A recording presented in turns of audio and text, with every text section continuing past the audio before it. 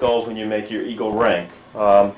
So Wonderful. Mike can talk a little bit about his project, but what he's done is he's recruited me as a leader to help out and some of the boys. So Mike, just describe it a little bit. Sure. Well, I was down there anyway. I decided to Excuse me, one moment. I have artillery Oh, ears, okay. so Right. I am a little hard of hearing. So if I might not quite hear you, Okay. that's all. I decided to interview World War II vets around town, and then I was going to build models based on what they did, and then I was going to display them in the Hancock House for Veterans Day. I see, surely. Yeah. Your display, though, describe a little bit more. It's going to have. All right. What's that? Describe the different parts of the display. Let me just help him here a little bit. I want to make sure that you fellas know that there was 69 men that left from Ticonderoga here, Yeah.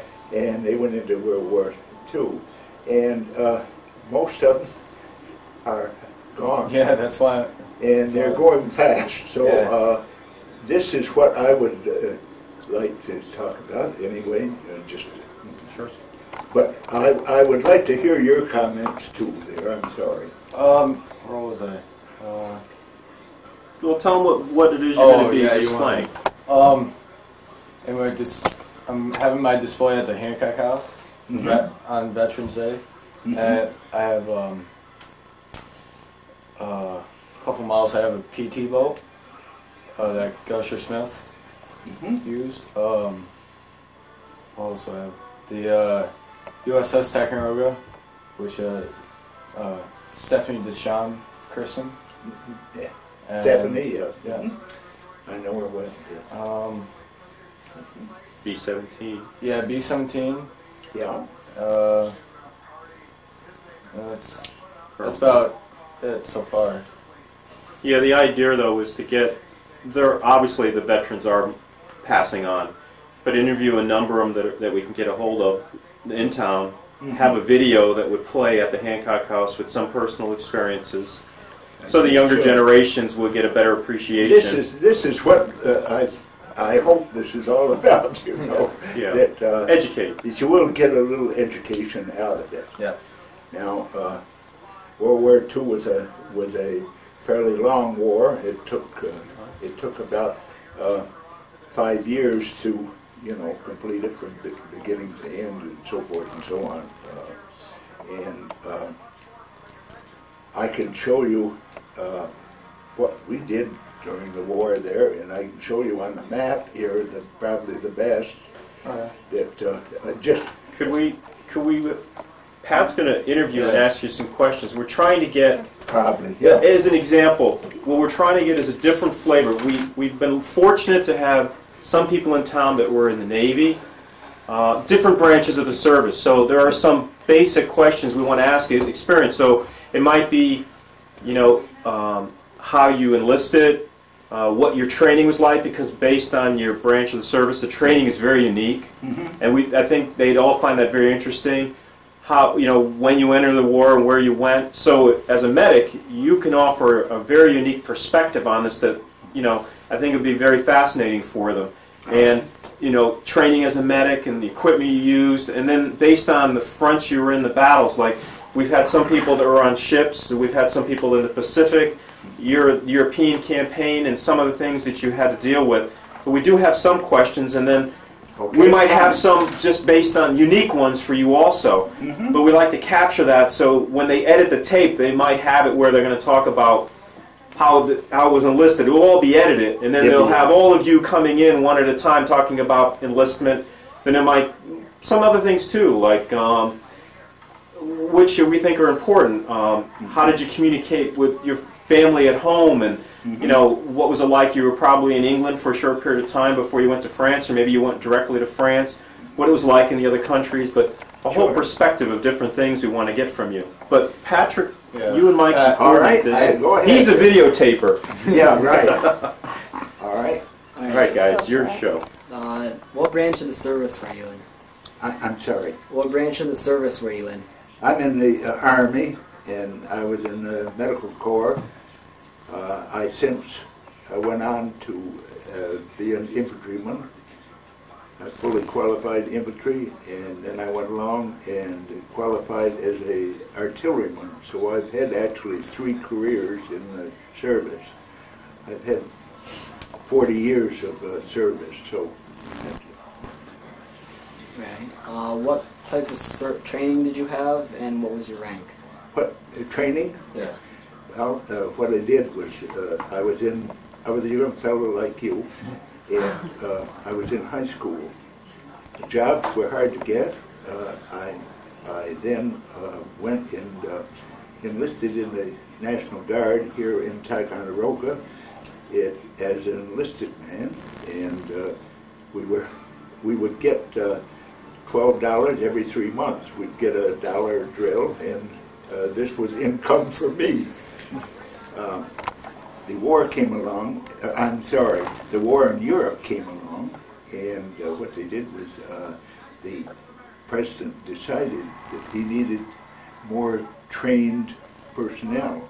So what he did do was to take the National Guard and federalize them, and went to a camp for a year's training of intensified training. I took this. While we were there, Pearl Harbor came along, which happened to be right on my birthday. And then we were already in service. 5 years later, we were finished with the war. Okay. Did you have any separate medic training that you had to go through? Did you have any separate medic training? What type of training? I'm sorry. Like medic training? Oh, medical training? Yeah. Yes, very much so. But during the war, they were losing doctors, and so what the government came along and decided that we, not trained doctors, should have intensive training. So I had better than 2 years of pre-med training in the service. When that was completed, I came back to Fort Dix, and in Fort Dix I was put in the hospital there and trained there. 3 months in the operating room, 3 months in the morgue, and 3 months in the GU wards. And so I was fully trained as a medical officer in service there. Then I went overseas. Okay. Where were you stationed, and where did you travel? When this was, I was in, let's see, now, I went in service at Fort Bragg, North Carolina, and that's where we started training. I was then put in a cadre and went to in Paris, Texas. I went to a new unit that trained rookies and so forth and so on. From there I went to officers training school in Camp Barkley, Texas, and I became a lieutenant. I went back to the Fort Dix Hospital again to work, and then I went overseas as a battalion surgeon's assistant in the war. Okay. How long were you away from home, and how long did you serve? How long away from home? Yeah. Well, we were at least 5 years away from home, and then I came back and then went back in service again. Okay. How long did you serve? How long did you serve? How long did I serve? I served 40 years in all service. I was in during the Korean and first of all World War II, and then Korea and Vietnam, and through to 1977. Okay. Were you in any battles or campaigns? Yes, we had 3 battles, and they're depicted on that map there, and show you whenever you want it. I did 3 battles, yeah. Can you name them? Can you name them for the videotape? Can you name the battles so we talk a little bit about what three you were in? In the three battles? Yeah. This map will explain it a little more, I think, if you want to. Landed in England, as he stated. We landed in England. We stayed here approximately 3 months in Littlecote Castle. We then went across the channel to the right. This is the beginning of the battle here, and we went through, and it doesn't. Let me show you. We went through here first, and right through from the channel here. We went through over here to Metz, wherever Metz is, right? Liège, Luxembourg. Metz, it should be right there. And we were, our first battle and our first combat experience was in Metz here. We took over and captured Metz as a city. Then we went down through to Sarah Valley. When the bulge started, the bulge was up here. When the bulge started, we were in the line down here. We had to deploy around here, almost a 400-mile beach, back up here, and we landed in right at the end of the bulge. The bulge came in through here like this. We landed here. This is the Battle of the Bulge in here now.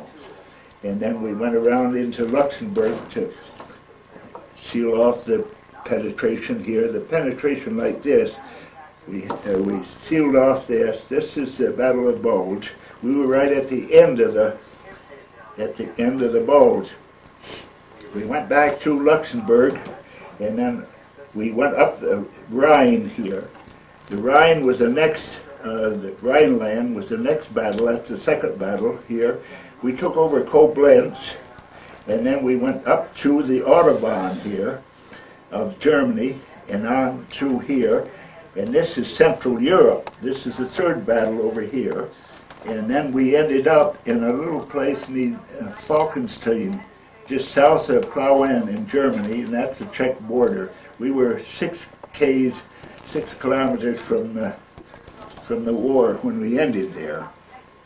We had approximately, probably 300 to 500 captured enemy here when the war ended. When the war ended, we came back and we were going to be liberation troops. First of all, we were going to go to Japan, and you know what happened there. The atomic bomb came along, so they cut us off there, and we now are occupation troops here in Antwerp and Liège. And that was the end of the war. Then we came home. I came home in December of 45.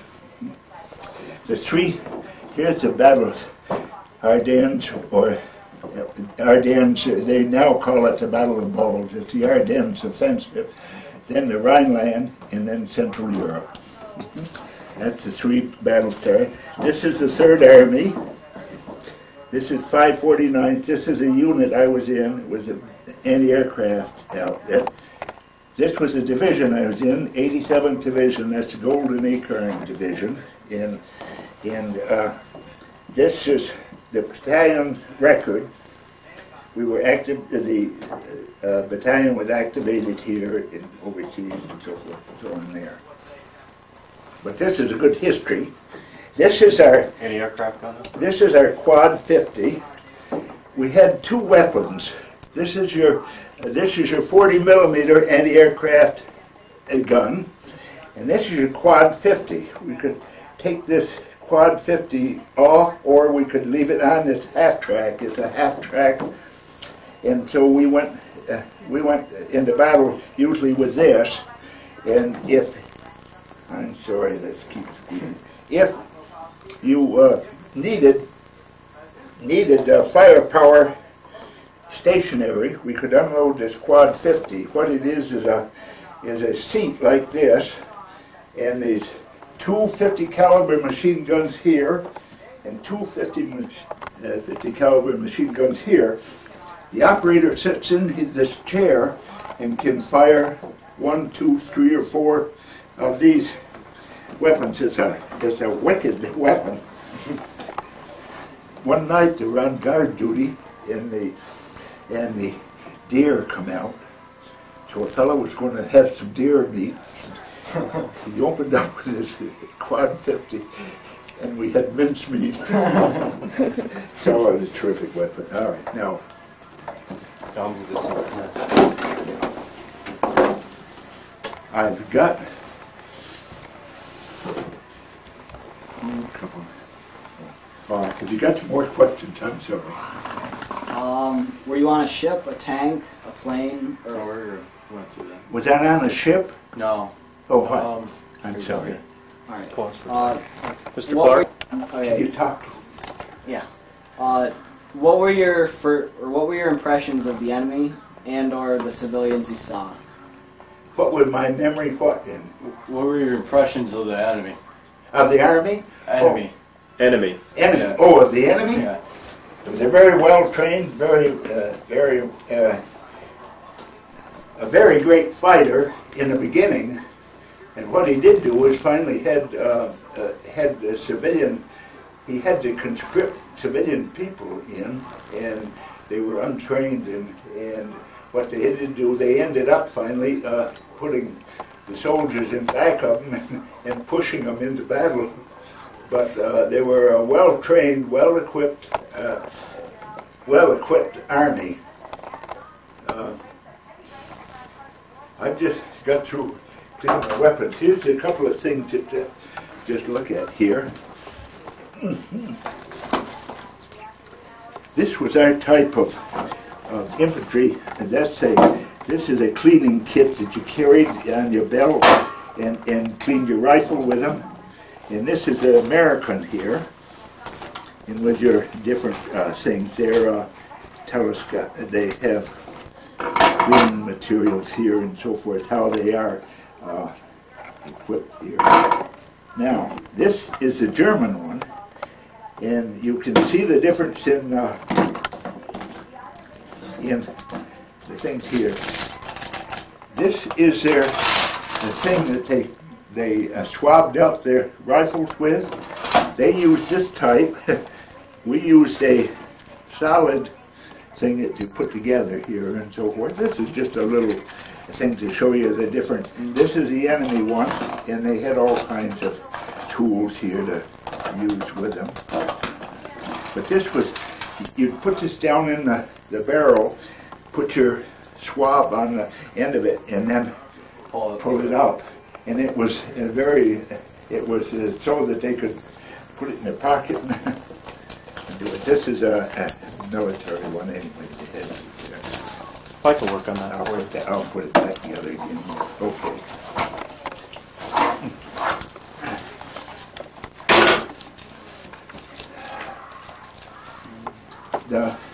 I've got a few pictures to show you. Oh, we'll want to see those. I think we have more. These aren't war pictures. These are pictures that are going over the.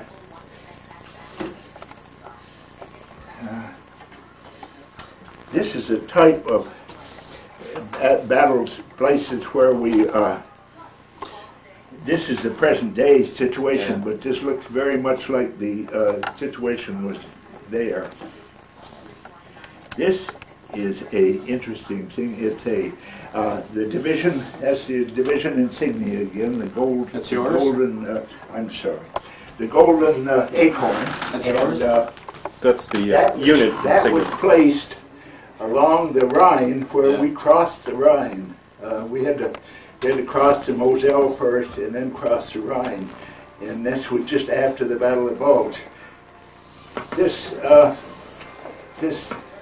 monument was put up in about 10, 12 years ago, but it is supposed to be the exact spot where we crossed the Rhine. And I went back 4 times looking for that. This last time I took a river cruise up the Rhine, and I found the monument. No one seemed to know where it was, so that's it. Well, that's something interesting. But I've got several little pictures along the Rhine, what it looks like. It looked like that when we were there, and it's about the same now. There. Let's see. Okay. Any more? When you're through, I'm going to ask questions too, so you let me know when you're done. What were your living conditions like? What were your living conditions like? Living conditions. In the Battle of Bulge, it was terrible. When we came up through, it was right at Christmas time. We never had a Christmas dinner or anything else. The Christmas dinner was cooking on the back end of a 2.5-ton truck. We had a half an hour to eat our turkey and run. We landed in Houffalize up there, and we were right in the woods. Snow was 2 feet deep, roughly. We were put out there in tents in 20 to 30 of December, and it was cold as the devil and snowing, miserable. There was a heavy fog. It was. We had our sleeping bags, but it was very cold and could hardly keep warm. We had patients out the ears, and patients came in, kept coming in, and we had frostbite and had to do a lot of amputations and so forth. But anyway, through the starting of the Battle of Bulge and then through to Rhineland, we were moving constantly 5 to 6 kilometers a day. So we would, what they used to say, CSMO, closed stations and march order, and we would have to leave patients with one person in charge of them, and we move up 5-6 kilometers, and then set up the aid station again, and the next day it'd be the same thing, next day the same thing, and continue on there. We lost about 90,000 casualties in just the Battle of Bulge alone. We had so many casualties. I was also a graves registration officer, and what I had to do was to see that these dead received a decent burial, and most of these in the beginning went to Ham, H-A-A-M, in Luxembourg City. It's a cemetery there, and there's, I can't recall now, 8,000 of our casualties there. And then, of course, we went on through Rhineland and Central Europe. As we got into Germany and so forth, we then took over. What we would do, we'd take over a occupied house. We wouldn't go into a house that wasn't occupied because they had mines and booby traps and things. So living conditions from then on, in Germany, we went into the, usually we would find where the enemy soldiers had homes or something. We would go into their homes and take over the houses. We would have to ask the people to leave, and we'd take over their houses. They would be cooking dinner or something like that on the stove, and we'd have to say, take it with you and get out. And that was about. Okay. Tell us about coming home. How was it like coming home? How did I like coming home? Yeah. Oh, I like coming home very much. Yes, yeah. No, you dream about home always, and so forth and so on. The interesting thing was we had, I don't know if you've seen them or not, the V-mail. Have you seen the V-mail? Yeah. Well, I tried to write a V-mail home every day that I was in Europe, and my wife had them, and she kept them. Unfortunately, they're all down in Florida, but I haven't got any here. But anyway, the V-mail was, they reprinted them, and it would be in a size about like this. Okay. How is World War World War II different or the same as present day warfare? How is it different? Yeah. Well, I can tell you a little bit of difference in the medical end of it. When we first went in,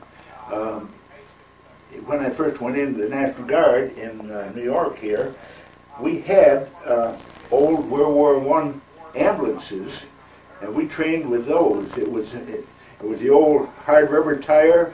You know, there wasn't any air in those tires in those days. It was a hard rubber tire. Some of them were chain. They had chain feed on the wheels, but anyway, they were the most comfortable riding because they were spring-loaded for your litters. And if you ever ride on a litter in an ambulance, you know there's a certain amount of balance to them. But in these old World War I, they had spring-loaded handles for the litters, and so when you're in the top bunk, it was the nicest place to sleep. The medical training, we had, of course, all kinds of old World War I things.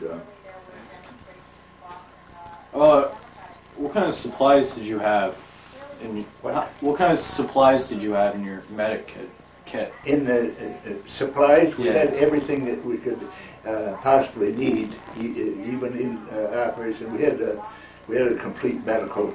We had, if I'm not correct, there's seven foot lockers of equipment. Some of them contained all bandages, some of them contained all medical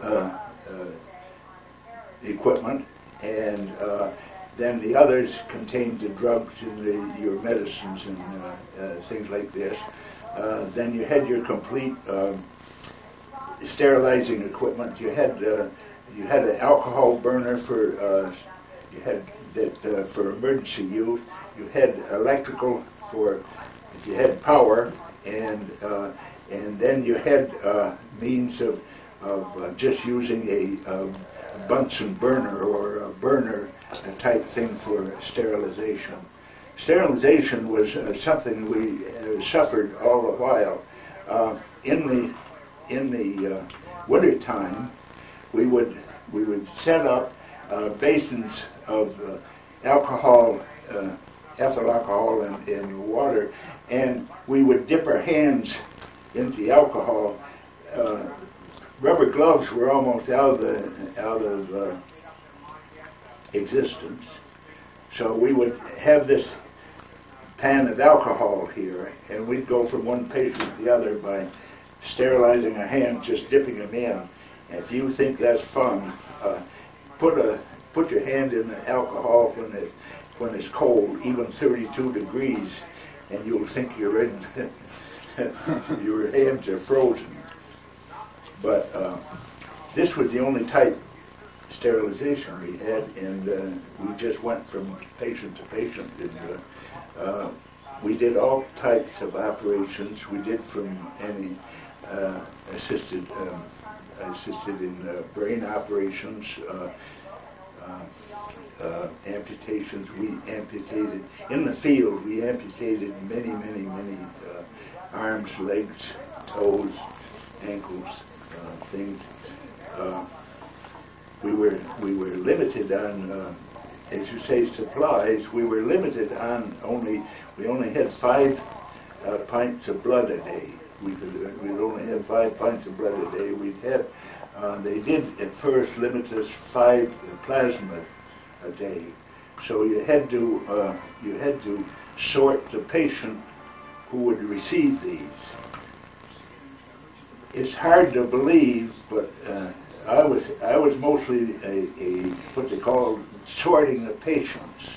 As a patient came in, I was the first one that sorted them and found out what the problem was. And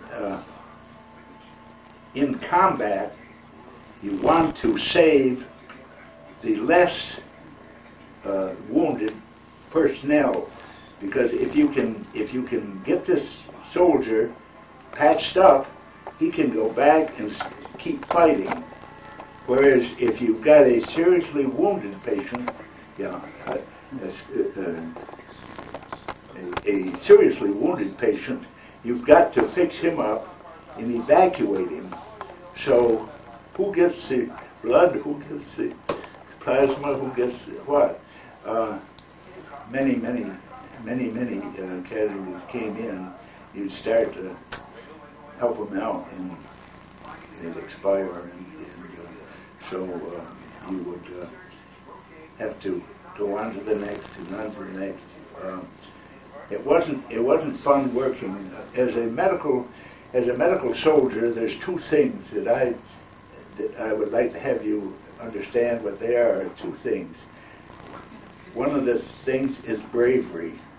I think the medical soldier is the bravest soldier on the battlefield because he goes into combat with no weapons. We cannot carry a weapon, and if you're going in against an enemy and you haven't got a weapon, how brave are you going to be in front of this soldier that's standing there with a weapon that you know he can kill you and like that? Number two, you wear a Red Cross band here. You wear a round white spot here with a Red Cross here on your helmet. And what better target for the enemy than this Red Cross here? One click to this way, and what's this? You know, one click of his rifle, he can get to here. Or if he's shooting here, one click down and he's got you right on the nose. So, well, that's the thing there, number one. Number two, a medical soldier is never relieved. He is always on duty. Going across on the ships, we take over the sick bay, and we run the sick bay for the whole ship. And this is the big thing. The minute you get in port, we now have a sick bay that takes care of anything on the port. In the port, people are getting hurt. They drop a load of something on the soldier or on the workman there, and you have to take care of them. In the middle of the night, you have soldiers, and you never get a good night's sleep. Well, enough of that. No. That's all I have. You want to take it? I'd just like to ask you some questions. I'd just like to ask you some questions. Sure. Why not? And be from various aspects of your experiences. Am I taking too long on the? No, you can take as long as you like. The last we want to do is rush you because, again, the purpose of this video is to educate people. We want the younger generations. This is the purpose of Michael's project. He felt that it's important to document this for the younger generations of people growing in Ticonderoga so they'll better appreciate what your generation had experienced in the war. And I think Michael's opinion is a lot of young people are losing sight of this. So it's important. And war is not glorious, and there's a lot of aspects of it they don't understand. You know, a lot of people are used to the patriotic movies that would come out, and it doesn't really explain the realities of it. When you described your medical kit, you described it as being pretty expensive. Was that because you were in more of a base hospital or something that would work? No, we were always up in with the infantry all the while. Understand that what happened. Can I go back into just the history of the unit just a little bit? What they did do was the Army finally found out that these divisions were going overseas without any umbrella. In other words, you didn't have any protection from the air, and the German Luftwaffe was excellent on bombing and strafing the troops there. So what they did do, they finally decided, when we were entering combat, they were deciding that they needed air protection too. So what they did was they married up an infantry division, which is 3 rifle regiments, and a anti-aircraft battalion, and we were equipped to marry up perfect. What did happen in our case, we landed in France, right in the mud, and we were bogged down, and when we got our orders to go, we married up with this 87th Infantry Division. Okay, now, they have 3 rifle regiments. There was almost 20 companies to a regiment. Anyway, there's 3 rifle companies, a heavy weapons company, and then their headquarters and their service companies and so forth and so on. But all these regiments, we had 4 batteries of these guns here, 4 batteries, 4 companies. We call them batteries in the artillery. Each one of these companies went, the 3 companies, A, B, and C, we would send out to the 345th, 346th, and 347th infantry regiments. They would go there, and then they would go with the regimental commander, and then he would tell what they were supposed to do. The location and so forth. The 4th one there usually went with the division headquarters, and they used it to protect the division headquarters units and so forth and so on there. The road nets were terrible through Belgium and France and all the other countries. Hitler decided, when he started his campaign, he decided that we must have roads. So he built these autobahns that could go from east to west, north to south, and he could move units on these autobahns. So this was ideal once we hit Germany. But when we were in France and Belgium, where this Battle of Bulge was, the road net was crazy. You couldn't go from A to B here. You had to go over here and then back here and up finally like this. So the road net was terrible, and we would, when we got married up with them, we were halfway across France to go to Metz, and they picked us up, married us together, and nobody knew from nothing what was going on. How do the regimental commander says, "Hey, how am I going to use these troops? What am I supposed to do?" And we're on the run, and we're in combat, so they're figuring out what they did. At first, they would take us, and they would put us in the frontline unit of the attack, and we'd go with that unit with our guns. And what would happen is they would deploy our four guns, or 6 guns out here, deploy them, and our men were armed with rifles, but our primary job was to use the weapon. The big weapon. So what they do is the infantry would leave our units there on firing, and they would retreat 50 yards, and we were left out there without any small arms protection at all, and they could wipe us right out, in a minute with small arms. So we had to have a learning process.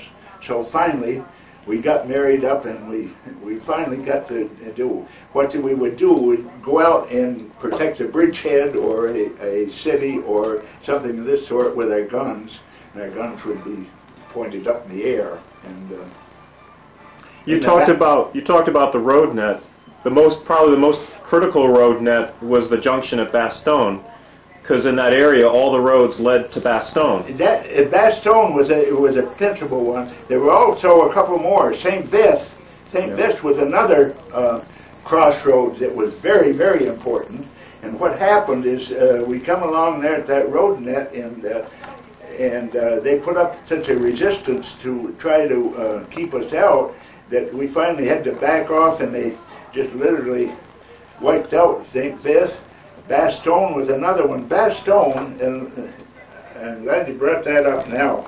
Bastogne, and there's a controversy now on the whole thing, on who and what and why and so forth, the Bastogne. But anyway, let me tell you, you can go, and I have seen the battle reenacted there in museums all over Europe.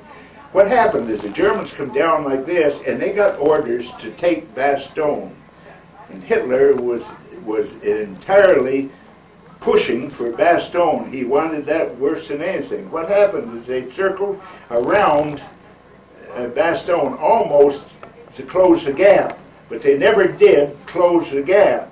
So our airborne had landed in Bastogne there, and they had no heavy weapon, no artillery, and they didn't have support, in other words. So they were literally almost surrounded, and they couldn't move. There wasn't any place for them to evacuate. What we did do was we kept this line of communication and supply going into and out of Bastogne. I was up there at least 2 days or 3 days trying to increase the flow of casualties out of Bastogne, because it was literally full of casualties there. And I went up to try to relieve the pressure of the casualties and get them out of there. And I was up there twice or 3 times, and they never did, of course, close the gap. They almost did, but they didn't. So that's the situation on Bastogne. But we were over in Hopefully from the first time we were there. Then we did from those tents. We did finally find this little hospital, just about like Ticonderoga up here. It was about a 6 or 8 unit hospital. And we took over the hospital because what had happened is it was run by nuns and the Catholic order, And what had happened is the Germans had captured the town of Liebermont, and when they left, they took the doctors with them because they were short of doctors too. So they took all the doctors out of here, and they loaded up every bit of medical supplies they could carry, and just depleted them. When we came along, the poor nuns were there, no food, no medical supplies, and they had 6 or 7 casualties there in the hospital. So we took over, and we took over the hospital, and it was wonderful. Right then, the doctor. Well, let me backtrack. We have a medical officer, a dental officer, and myself, the three medical officers, and so the doctor and I each had a nun to work as a nurse with us, and so this made our work about half, again, as much. Did you ever have to work on an enemy patient? Did you ever have to work on an enemy patient? Enemy patient, many, yeah. Can you just describe, the policy I'll tell was... you what happened is... But the policy was, what was it? I'll tell you what happened there. We were just literally flooded with patients most of the time. We'd put up this Red Cross flag, and my God, 2 seconds later there was 15 ambulances out there bringing patients in. And we would just take the patients and as they come in, I'd sort them and give some to doc, some to I had a medical technician and I had a surgical technician, 2 enlisted men. And I would sort patients, one for doc, one for the medical, and one for the surgical. And then if they weren't coming in right then, I would work with whichever ones I could there, But so we would take care of the wounded as they come in there. When we had a lull at all, what we did was we evacuated to a MASH or a evacuation hospital. You know what this MASH?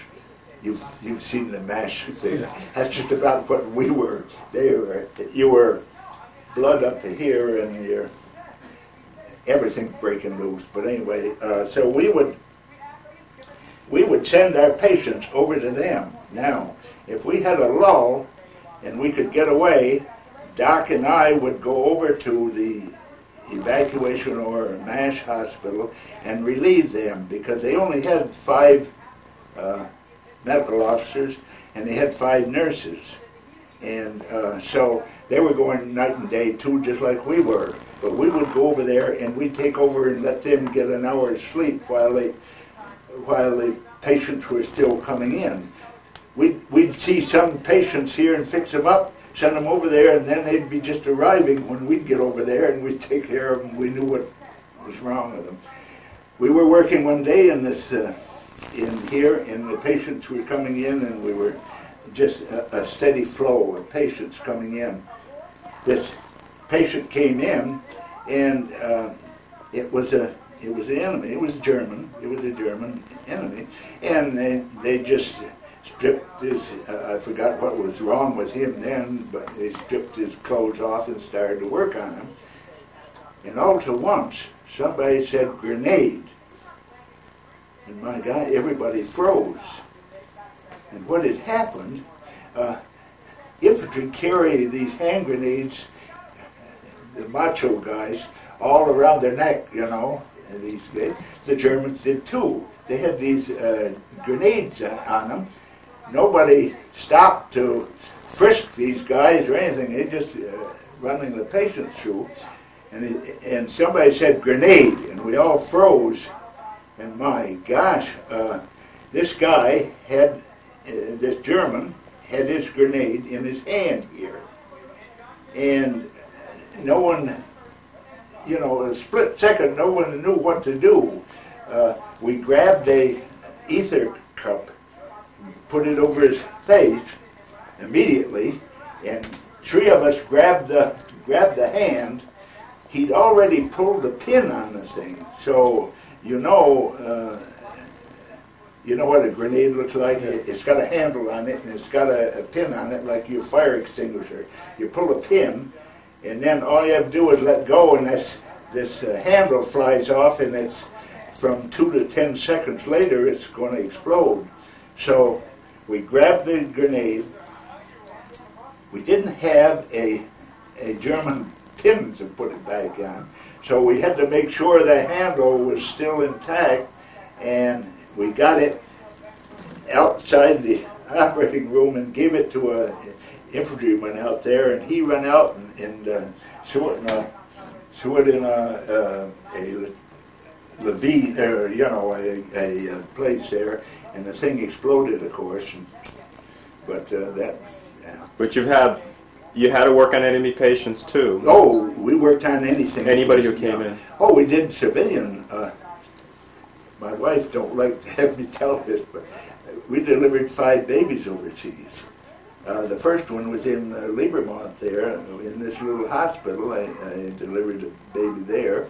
And then the next one was in Luxembourg City, and then the other 3 were in Germany. But we took care of, in Germany even, we found out that there was a woman just about in labor or going into labor, and we went over and took care of her. And it was usually about 11 o'clock at night. So we never got much sleep that day. But, Can I ask you, when you do reading about war, and they talk about World War I and World War II and modern war, they talk about the survival rate, how it's increased because of medical care. Based on what you experienced, what do you think the survival rate was of the injured that was coming in? Was it high, low? What do you think it was, in your opinion, based on the conditions and the equipment that you had? We have, and we've talked about this all through the career, but what the deal is that I think I was in one of the best times of the entire medical profession. First of all, what we did do was we had the sulfa. The sulfa drugs were just coming in, and they were a miracle drug. You could use sulfa for anything from a cut toe to a venereal disease or whatever you had, and it was a miracle drug. But what happened is, just like everything else, a miracle drug gets overused and it kills it. That's the thing of it. What we did do was we found after, what they did was, you know, an individual medical pouch, sardine can, they called them. Each soldier has a individual first aid pouch here, you know. It's just about like a sardine can. It's in a canvas pouch here, and that's when you come on the wounded. That's the first thing you use is their individual weapon there. The Army, when they had sulfa, they started putting sulfa in there. A little packet of sulfa, like a spoonful of sugar, you know. And what would happen is that the soldier was taught to, if he had a wound, to sprinkle this sulfa on, and then use the bandage to bandage up the wound, you know. If he could do it himself, it would be okay. What had happened is these people have a wound around the knee, around the elbow, or around different places, and they would sprinkle this sulfa around, then they would bandage it. And what would happen is the wound would crust over, but the bacteria was still underneath. And so without the oxygen, the bacteria had a terrific chance to grow. And what would happen is you'd find a wound here that had been a week or so, you know, happened a week or so ago, and the soldier had treated himself, and here he put the sulfa on. You lifted up the bandage and lifted up this crust that was over there, and all the bad parts would come out. And it would take 3 times as long to cure the patient then. So that was the end of the sulfa. But anyway, so then we had penicillin. But at first we had penicillin. We had a very limited supply, and so we would have to limit the amount of use of the penicillin for patients as we would the blood and so forth. So we used the penicillin at first. We were allotted so much penicillin, and after a while, the penicillin became more plentiful, so it was all right. This was wonderful for venereal disease and things like this. One shot of that and penicillin cleaned up everything, and so penicillin was again used to excess, and that was the end of that. So we had to cut down on that use. But then the next thing came along with this. You know, most all of antiseptics are alcohol based, so they. Okay, just sit down. I'm sorry. Just shut it down. No. He's shut it down. You want a drink or anything? He's going to sit down there. You get a little lightheaded. Hey, how about a drink, water or something? My wife's got some. Are you okay? Lemonade in there. Let me see if she can get that. Okay, we're recording again. This is all going to be edited anyway, so that's fine. Good. And I'm just going to have a sip of this when we get started. Well, I can tell you a million stories, but tell you about going across. Yeah, well, there's a lot of things I want to ask you. You're in a unique position, so there's some questions I'd like to ask you because, again, we want to educate people. This will be edited out, but I used to work in a hospital. I'm in a different profession now, but I used to be in a hospital. And I remember when I worked there, we would get medics coming in for training. I was in an inner city. And they would come in because they needed experience with gunshot wounds and stab wounds and such to get them prepped. And that's part of modern training, I believe, today that's still in use. But we would get them in there, and they would go through the rotations in the emergency rooms to have experience with those types of injuries that, you know, would have them better prepared for when they were out in the field in combat. I guess the question I have for you then is, how prepared were you, do you feel, for the first what was your first experience with an injured person in combat, and how prepared do you think you were for that? All right. You see what I'm... Yeah, I see what you're that's getting something, at. Yeah. maybe you can talk a little bit about that. Let me explain that. First of all, we were in the old medics. We used to we got all kinds of combat experience. We had the Thomas leg splint, the Thomas arm splint, and we had litters, and we litter bearers and all this type of stuff. It was just a National Guard training and so forth and so on. All right. When I got my medical training, we went, as I say, we went down to Camp Barkley, Texas, and we were given better than 2 years of pre-med, actually medical experience from head to toe, and we had 2 years of pre-med. When I got back to Fort Dix, the old boy, Colonel O'Brien, says, "Well, now, where do you want to work first?" And I said, "I don't care, wherever you need me in the hospital." So what he did do is he said, "Look, we need somebody in the operating room now." They were running the operating room. What we were doing in Fort Dix was the African invasion, and the African invasion was going on now. What we were getting was the seriously wounded people that we had patients that had casts up to their neck, you know, and things like that. Well, anyway, we were working on all war casualties when I got back, and these operating rooms we had. It was a 2,500 bed hospital, and it was increased to 5,000 bed hospital there at Fort Dix, and we were having all war casualties, and we had 3 operating rooms going.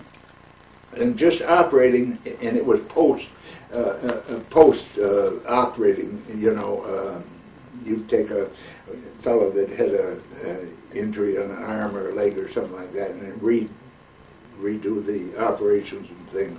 But anyway, so I worked 3 months in the operating room there, and then I worked 3. The next place I went down to the morgue, and I worked there. We were doing 5 and 6 posts a day, and what they do is I'd go in there for training, and what we did was we had 2 detachments. In those days we had segregation. We had 100 whack colored girls and 100 whack white girls. And what they do is they alternated days. One would be in Monday and the next would be in Tuesday, and then they'd go back again Monday, Tuesday, Wednesday, Thursday, right through. So one day you'd have white whacks and the other day you'd have colored whacks in there. And what they did was, now, once I got on the routine of the operating room, then they had me as the instructor for these girls that were coming in to do operating procedures, you know, and how what to do in operating room procedures and so forth. And so I was trained about 2 months with them in each place, and then I went to the morgue, and then I went to the GU ward where they had 250 syphilitic patients, and they have to have twice a week. They have to have training, and they have to have injections in. So you train the girls to do these injections for the patients. So anyway, that was that. Now I was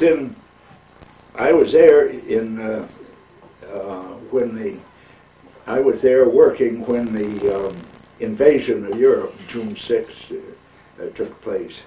I didn't go in the invasion. I was still working in Dix and war casualties.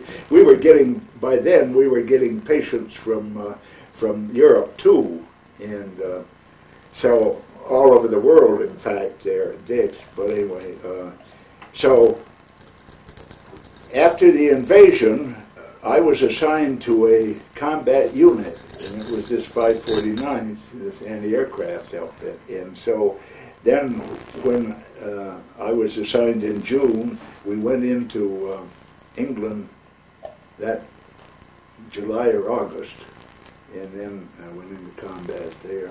but they wanted me in combat because of they'd trained me, so they wanted to get the use out of me. What was your first combat injury you had to take care of? You were in the field. What was the first experience you had? Well, we run sick call all the while. I mean, in England and so forth and so on. We had casualties there, but no, not war casualties as such. But you'd have auto accidents and appendicitis and all this other stuff. You know what an average thing was. No, the first actual combat we had was that when we hit France. When I hit France, we first casualty we had was a chaplain. He got up, and the first night we landed in France, the poor guy got up, he had to go to the bathroom, you know, so he was up and wandering around. And of course this was a brand new unit into combat and so forth and so on. You had your guards out. The guards, of course, had loaded weapons, of course, and so forth, and we never did find out whether he challenged the chaplain or not. Anyway, the guard saw something there move, and he shot and happened to kill the chaplain first thing. That's the first casualty we had in the whole unit. But then I tell you the first. Now this isn't casualty. The first body that I had to go out and pick up on the field was shortly after Metz. And what happened is I was also a grade registration officer, so I used to have to clean the battlefield too. And what I had was I had my own Jeep, and I had a trailer.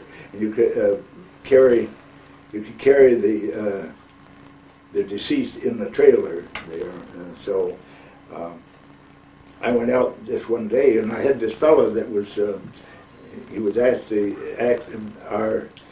my first sergeant. He was acting first sergeant, and he went out, and he was always one in the country here. He was going to shoot every German he could find. He was going to take care of all the enemy and so forth and so on. And so I thought he was a real brave guy, you know.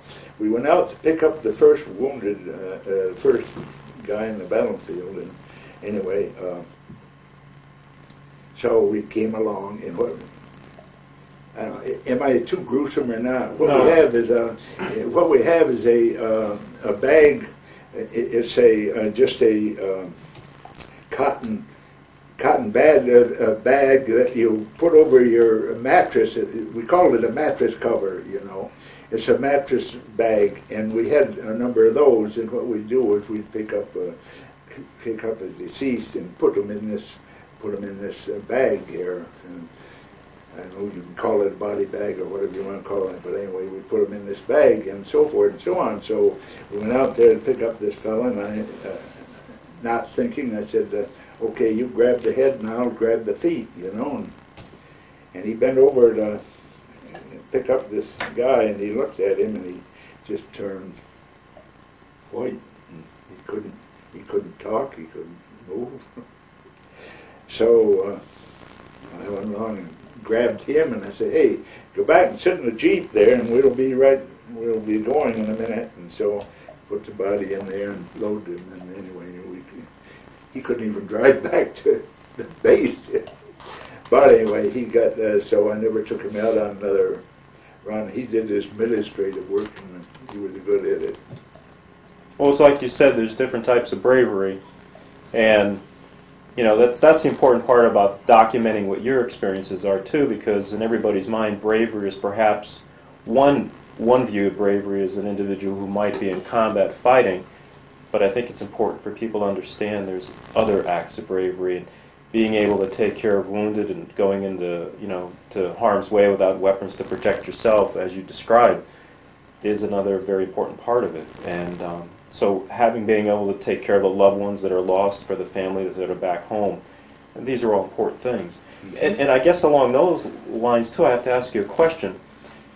When somebody passed on, was killed in action, or died afterwards under medical care, who would do the write-ups that eventually became the notices that came home to the families that were waiting to let them know that they had lost a son or a husband or a father?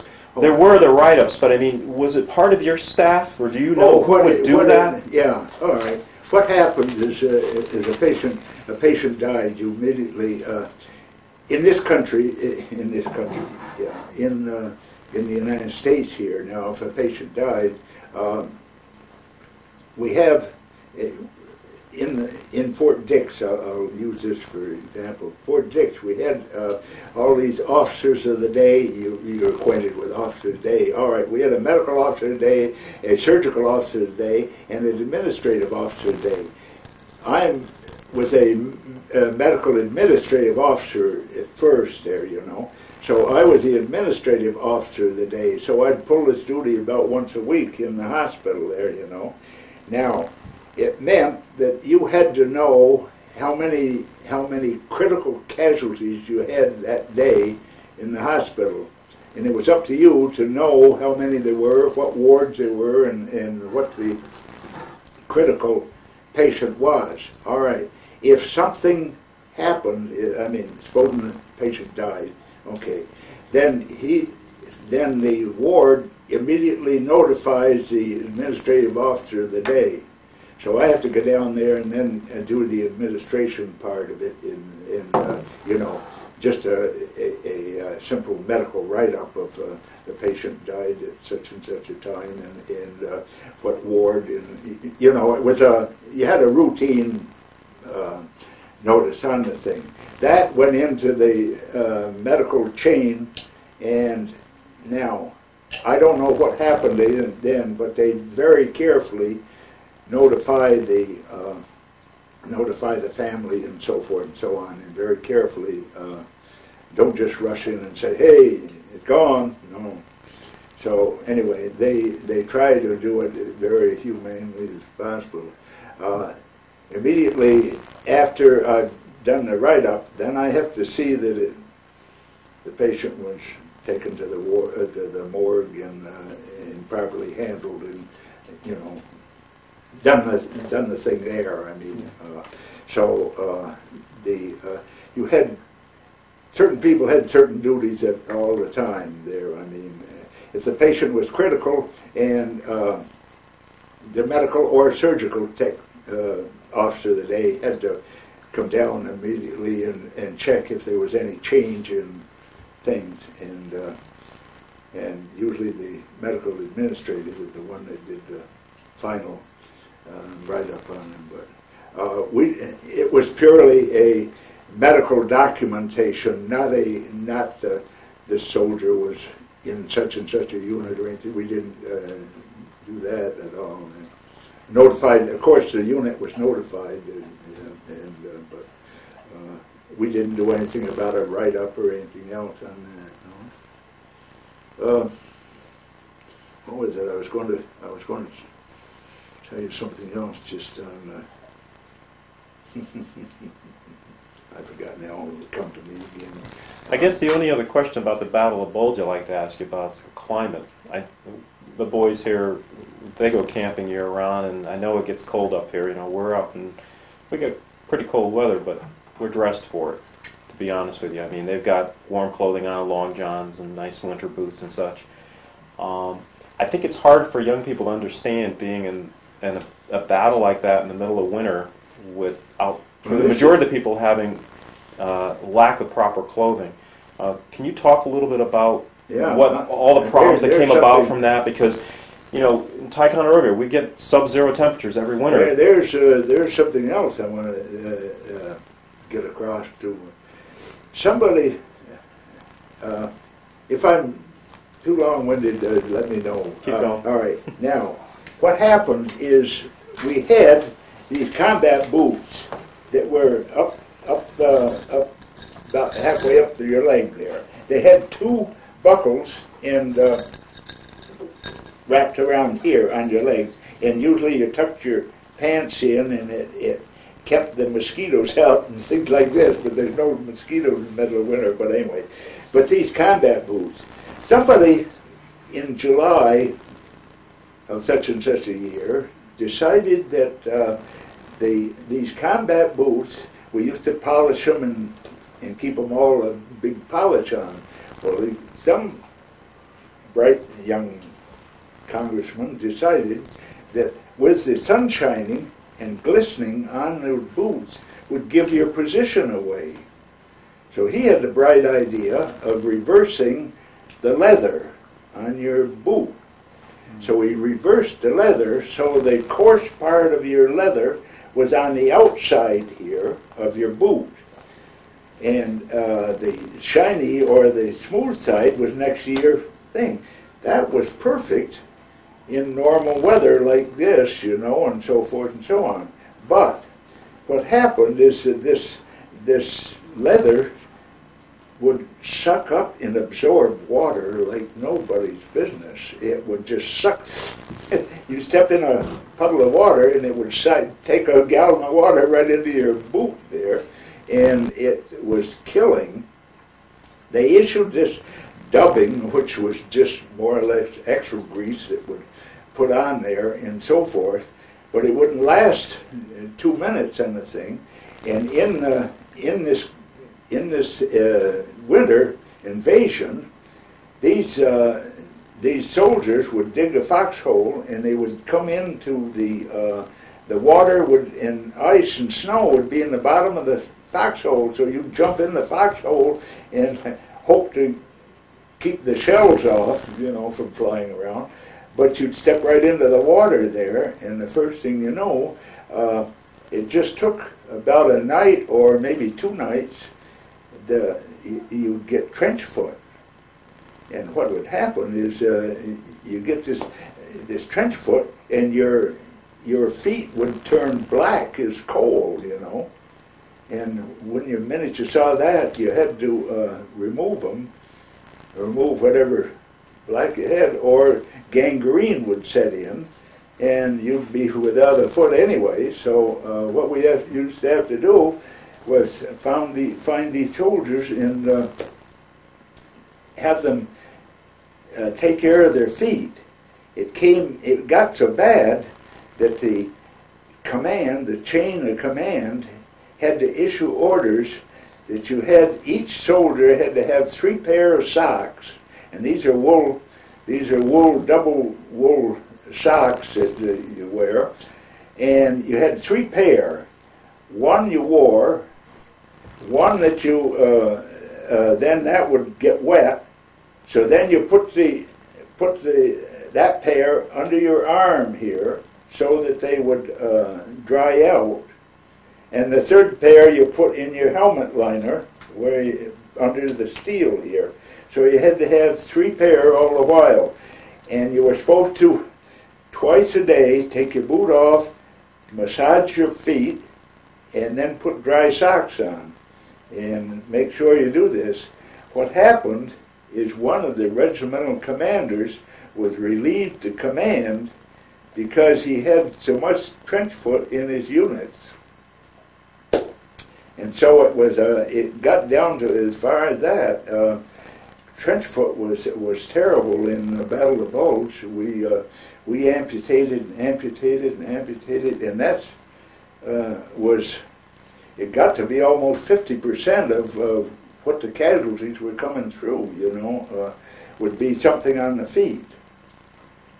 There were all kinds of stories. Oh, another one was, how do you know when a soldier is self-inflicted? In other words, I want to go home. So they used to take their rifle and shoot a hole through their foot, or they would do many things. This shoulder holster was another bad thing. I don't know if you know what a shoulder holster is. I got one in there. I could show you. It's just a shoulder holster with a pistol in here. And what they did was they would run around with this shoulder holster here, and they'd leave it loaded. Well, what would happen is it would get cocked in some way and then go off and shoot, and it would hit the side of your foot down here and injure you, you know. So these are some of the things that come in, and I'd have to make a determination: is this self-inflicted wound or is it a true wound, and so forth and so on. If you suspected it, you had to note it on records, and you had a tag, and but many a soldier, after they've slept out in a foxhole for 3 nights in the freezing cold, would think of anything to get home. And there were some people self-inflicted. So that's that. Some of the other battles you were in, the Rhineland.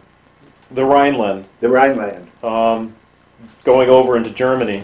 That is right along the Rhine. Yep, yep.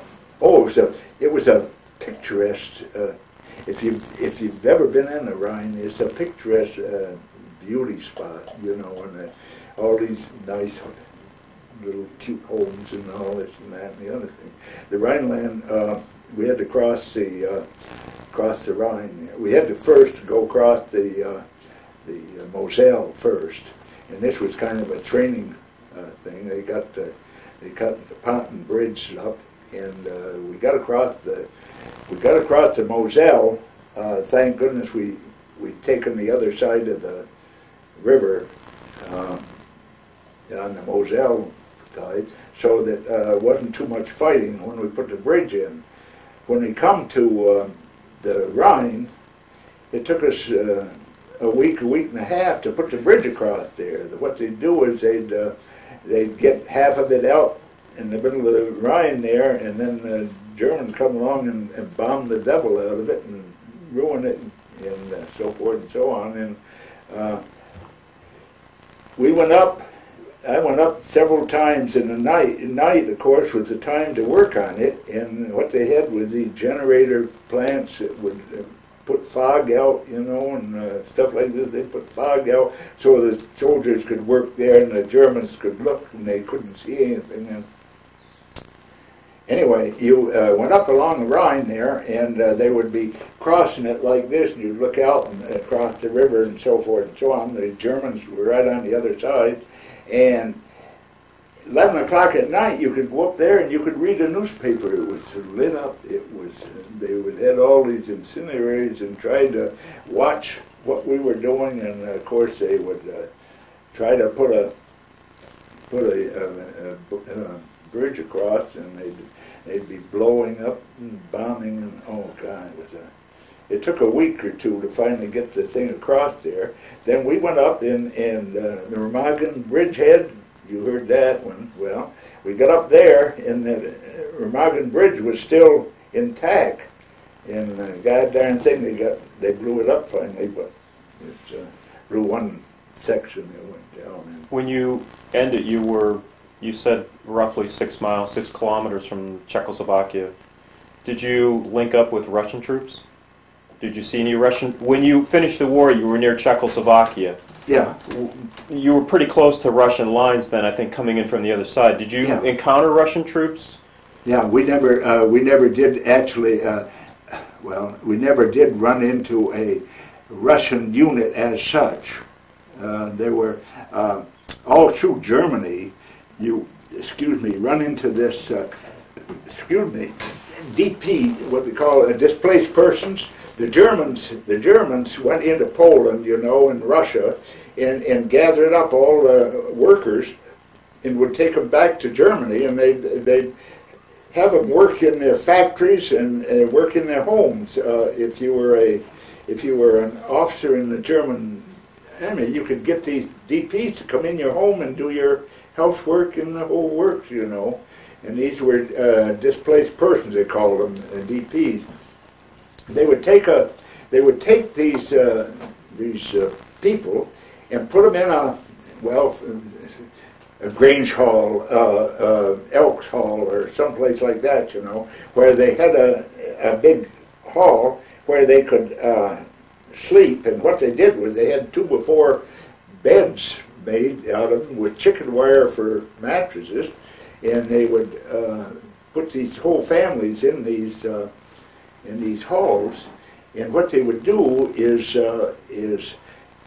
one family or two would be assigned to take care of the whole group here and feed them and so forth, and they would take the rest of them and put them in these homes. They'd work in the German homes, and they'd work in the offices, and they'd clean the offices. They'd do any, menial work. And worked in factories, the ammunition factories, and the V2 factories, the V2 and the buzz bombs. They work in those there too.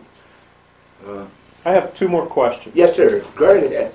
Did you ever encounter anyone else from Ticonderoga while you're... Oh, very definitely. That's what I would love Because to tell you there were 69 people from Ticonderoga, and 69. we're finding it's a small world because even out in the Pacific, they were bumping into each other out there. So can you describe who you met during the war from Ticonderoga when you were overseas? Oh, definitely. What By happened- name, even if you remember that. Yeah, oh, definitely. What happened is, you see, when we went in, we were a fully trained company of National Guard when the war came along. We were in service right then. And so we were headed for we were the most complete trained medical regiment in the country. And we were scheduled to go to the African invasion. We were supposed to go there. What had happened is we were in Fort Bragg, and this unit from, it was the Middle East, it was Michigan and Illinois and stuff. They had another medical regiment there. They weren't quite as trained as good as we were, but anyway, they were closer to Fort Dix to go to Europe, and so they flipped the coin, and we stayed in Fort Bragg, and they went to the African invasion. But thank goodness. But for a month, we moved out of the barracks every day, thinking we were going to the North Africa, and then we'd move back in at night. We'd move in day and night, but we'd go right on with our training just the same. But anyway, what had happened is when the African invasion went and this unit pulled out, then we were still left there. Well, now they had us all trained, so what they did, the Army was expanding so fast that they needed these cadres, and what they did was they started chopping us up. Understand, we were in the whole first year. We were full TO&E, so there was no promotions, no nothing. You never could go on up the ladders. So I was a PFC with a fifth class specialist there in the thing, and I could never go anywhere. And for a whole year, you were, So when they started splitting these cadres up, you could either go out in a cadre or you could stay there. But there was promotion on both sides, so you started choosing. So anyway, we formed 5 or 6 different units, and I went to Maxie finally and trained a new regiment there. But anyway, when we got overseas, Bastogne was the first time I run into people from Tide here. What had happened is Ernie Tobin and there were five of them in the unit there, was in the ambulance. They were an ambulance company then, a corps ambulance that were evacuating patients. What they would do is they would gather up patients and bring them into us and drop them off. And so first thing I knew, we run into the thing. How I happened to know that they were in the area was that what's his name? I'm going to tell you the name right off. Anyway, he was one of the cooks in the old company, and he used to go out and on a water patrol or something, have to go get water for the kitchens, and so forth and so on. And he was one of the worst soldiers I ever saw. He was always just if he was supposed to wear a uniform, he'd forget to put the shirt on and put another shirt on, or he'd wouldn't wear his combat boots or something like this. And here we were in combat. Down the road comes this 3/4-ton truck, and here's this GI with his foot out the back of the tailgate, you know. And they were a convoy going both ways, and I almost yelled at the guy, "Hey, get your foot back in there before you get hurt," you know. Come find out, it was one of the Thai guys here. Well, anyway, yeah.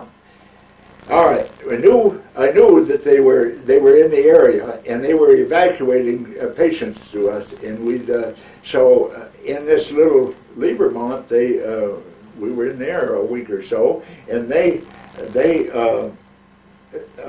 brought patients into us, and so finally, of course, it was the whole unit, and I knew only 5 guys in it, so I wouldn't get to them other than I know that it was their unit. But anyway, and any other encounters? What? Any other encounters during the war? Oh, definitely. What it did was when we took over Koblenz. I don't know how much you wanted to hear this or not. In Koblenz, I got in there, and that was another case of DPs. Got in when we crossed the Moselle. We crossed the Moselle and then went down the Moselle, and Koblenz is right the converging of the Rhine here and the Moselle River come together, and Koblenz is right here in the configuration of the 2 rivers. So we crossed up here, crossed the Rhine, crossed the Moselle, and then there was a road that went right down, followed the river down into Koblenz. Well, I got into Koblenz and we were going down one of these streets, and all at once this guy come out, comrade, you know, and crazier than the devil, you know. What he was a Polish guy, and he was drunker than a coon. He got in and got the wine from one of these bars or something like that. He'd stashed it all in some apartment they were building, and he said, comrade, we come, and we stopped. Of course, he was right in the middle of the road, so we stopped. And, oh, comrade, he couldn't talk a bit of English, and so forth and so on. So my driver says, you know, like this, anything to drink? Oh, yeah. So he takes us over to the apartment where he has that thing stashed with wine out the ears. They had these great big, I don't know, about a 10-gallon thing with it was just like a big bottle, but it had this, you've seen these Italian bottles with the grass woven thing on the outside. Well, these bottles would stand this high, and they were about this big around and full of wine. They had a cork about this big on the thing, and he had a whole apartment full of all these wines. Of course, this is wine country right there, Koblenz and along the Rhine. So we said, can we have some of this? Oh, yeah, take all you want. So he helped us carry these goddamn things down there. We put 3 or 4 of these big jugs in our Jeep there, and then he had cases of bottles of wine, you know, there. We got a case or 2 of bottles of wine, and so forth and so on, and so we loaded on the Jeep. Now we have to go back, and we have to go back across the Moselle, and all the traffic is coming this way, you know, and the MPs on each thing. And we said, we got to go back now. And the MP says, oh, you can't do it. We got priority going this way. And so the driver gets out and hands the MP one of these small bottles of wine and says, we want to just go across here now. Oh, okay. He grabs the wine, calls up on the other side and says, stop the traffic over there. We go over and get back to our unit there. Well, make a long story short, we were enjoying enjoying the wine after, you know, after the duty. We thought we're all over with. We could have some wine there, and we were enjoying the wine, and we had these infantrymen there, and one guy says, "Hey, how'd you like another drink here?" Oh, okay. So he says, "Get your canteen cup out here," and he get it out. You know, it's in the bottom of the canteen. You know, there. So I give him my canteen, and he poured something in it. You know, and I tasted what it was champagne. So, holy God, that's beautiful. He says, "Yeah." I said, "Where'd you get this?" And oh, back in Koblenz, he says, and so. Told me all about it and told me where it was and so forth and so on. In the meantime, we're moving every day, you know. So this time we're moving across the Moselle, and we're going up to the highland above Koblenz, and we still haven't got across the Rhine yet, you know. So Koblenz hadn't been taken yet. There were still Germans in the thing. But anyway, I got a 2.5-ton truck. And my driver, and we go down into Koblenz, and we pick up a load of champagne, of beautiful champagne bottles, all loaded. Never worked so hard in my life, you know, but lugging this, we had 3 floors down in this cellar, was this wine cellar, and they had to carry them up, and you didn't have anything to carry them in, so you were lugging up bottles of champagne, put them in the truck. Anyway, we got back to the unit, and so this time we find out where the Thai unit is, you know. So we go there and find that the unit is here, and so I said, "Here, we're going to drop off several bottles of champagne here, and I'll come back tonight and we'll have a party." "Oh, that's fine, and so forth and so on." So I go back, and I've got to report back into duty and see how things are going. And in the meantime, had to work the rest of the day.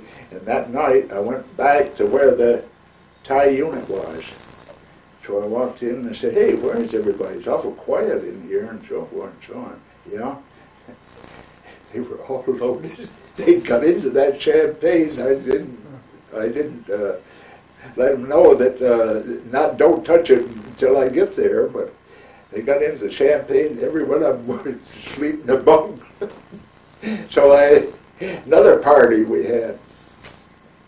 But that was a Thai unit there. Run into them there, and we run into them 2-3 times other places. One more question for you. Yes, ma'am. I'm sorry. No. That's a great story. Yeah. If you could leave a message to the younger generation about your experiences in the war and what your generation did, sacrifice. Your generation, I think, to a large degree, made a lot of them the ultimate sacrifice. What would you say to the young people in Ticonderoga? Well, the young people in Ticonderoga, I would just say this: that no, I'm not a hero. I'm not anything that proposed to be. But what I do is, if you have to be in war, do your job and do it as good as you can. And that's what I did all through the service. I tried to save people's lives, and I had this is the irony of it. I had an expert rifleman in the rifle and a pistol. I was expert shot in that. I never fired a round in a war.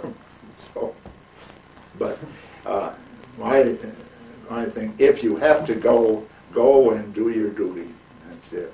And thank goodness I have.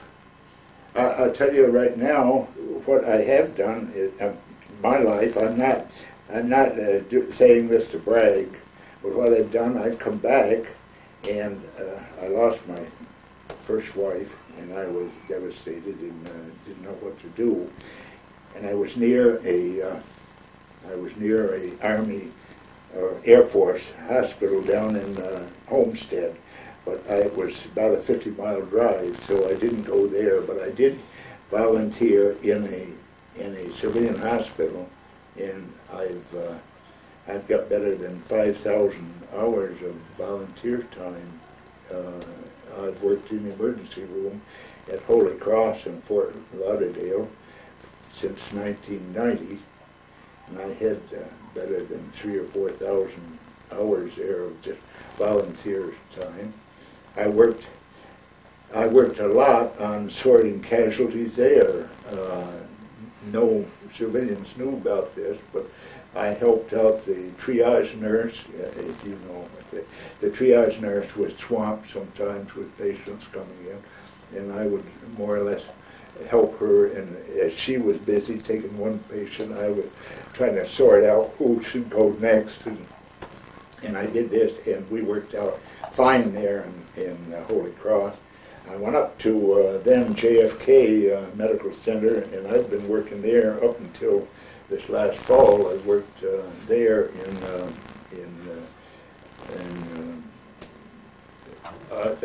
scope things, both from rectum and throat type stuff there. I worked in that wards there and took care of patients that were going into the procedure and coming out of the procedure and coming out of the anesthetic and stuff like that. But I worked there a couple days a week, and so I wanted to give back my medical training that I did have, and that's the only, I got a lot of satisfaction out of. I think the medical work is the greatest that you can. You get so much satisfaction out of the patient itself, and it's really a thankful job. Yes. Well,